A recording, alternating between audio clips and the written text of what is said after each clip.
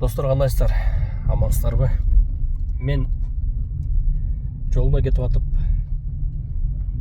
сиздерден бир нерсени сурайын дедим да. Себептеринчи өзүм түшүнбөгөн, жообун ала албаган нерселерди. Мына азыр интернетке карап отурсак, хит болуп атат го.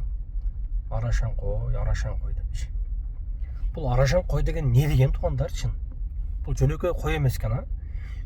Кече көрүп калдым интернеттен бир койду бирөө 40 миң долларга сатыптыр. Анан туруп эле эртеси күнү ошол эле койду шериги бар эле 200 миң долларга саттым дейт.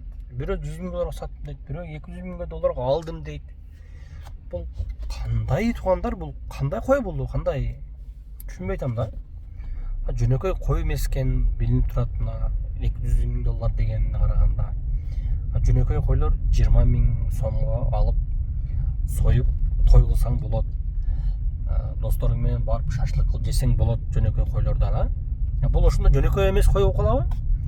Ошондо бул койдун 200 миң долларга сатып алсаң, бир кой менен бир тойду өткөзө аласыңбы, өткөзө албайсыңбы?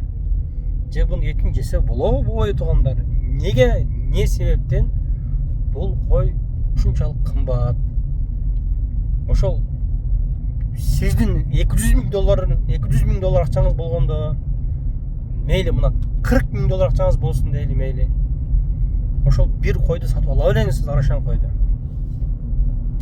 Ошого түшүнбөй атам да, бул неге мынчалык кымбат туугандар? Неге мындай болду? Бул естественно, буну алгандан кийин адам союп жебесе керек. Ушунча кымбат калбагыл. Анда не кылат бул койду?